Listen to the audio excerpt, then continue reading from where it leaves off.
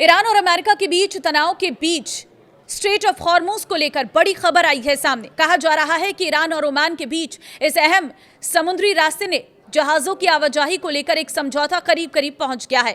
लेकिन कहानी इतनी आसान नहीं है, क्योंकि ईरान और ओमान के बीच डील का मतलब ये नहीं है कि स्ट्रेट ऑफ हॉर्मुज पूरी तरह खुल गया है।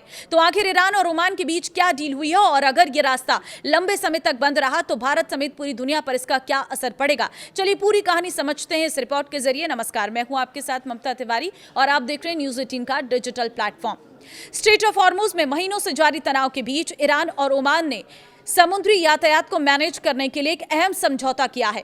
ईरान और ओमान ने स्ट्रेट ऑफ हॉर्मुज में कमर्शियल जहाजों की सुरक्षित आवाजाही के लिए अलग एंट्री और एग्जिट रूट तय किए हैं।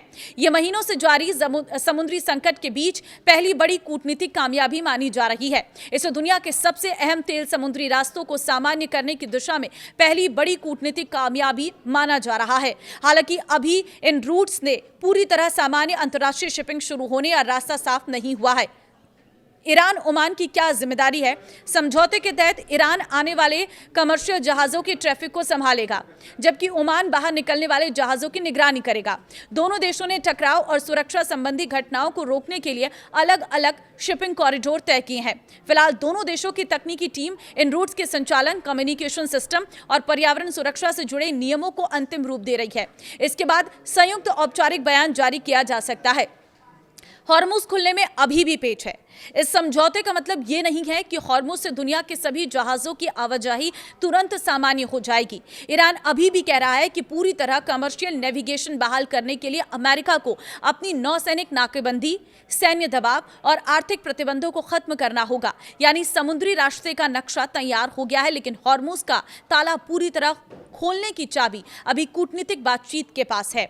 दुनिया के तेल बाजार के लिए क्यों अहम है हॉर्मुज? स्ट्रेट ऑफ हॉर्मुज दुनिया के सबसे अहम एनर्जी रूट्स में शामिल है। यहां से वैश्विक पेट्रोलियम सप्लाई का करीब 20% हिस्सा गुजरता है। इसके अलावा बड़ी मात्रा में एलएनजी भी इसी रास्ते से दुनिया के बाजारों तक पहुंचती है। महीनों से जारी तनाव और जहाजों की आवाजाही में रुकावट ने तेल बाजार के साथ साथ शिपिंग इंश्योरेंस की लागत भी बढ़ा दी है।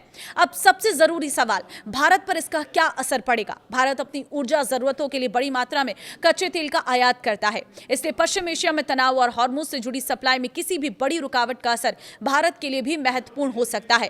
अगर तेल की अंतर्राष्ट्रीय कीमत लंबे समय तक ऊंची रहती है तो भारत के लिए आयात बिल बढ़ सकता है। साथ ही शिपिंग और इंश्योरेंस लागत बढ़ने से भारत के आयात निर्यात पर भी दबाव पड़ सकता है।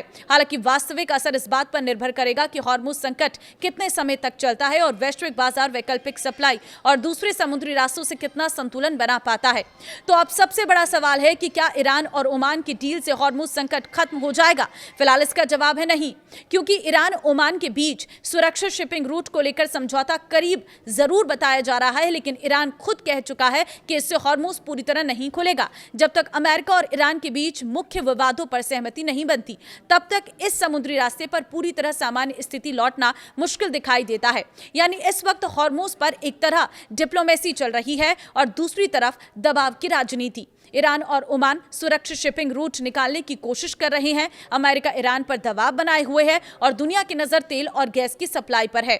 अगर हॉर्मुज में आवाजाही सामान्य होती है तो ग्लोबल मार्केट को राहत मिल सकती है, लेकिन अगर संकट और लंबा खिंचा तो तेल, शिपिंग और महंगाई तीनों मोर्चे पर दुनिया को बड़ा झटका लग सकता है। अब देखना होगा कि ईरान और ओमान की संभावित डील वास्तव में कितनी कारगर साबित होती है और क्या इसके बाद अमेरिका और ईरान के बीच भी कोई बड़ा समझौता हो पाता है, क्योंकि हॉर्मुज सिर्फ एक समुद्री रास्ता नहीं, ये दुनिया की ऊर्जा सप्लाई की सबसे अहम लाइनों में से एक है। अब आपकी क्या राय है इसमें? मुझे कमेंट में जरूर बताना। इस वीडियो को शेयर कर देना। नमस्कार।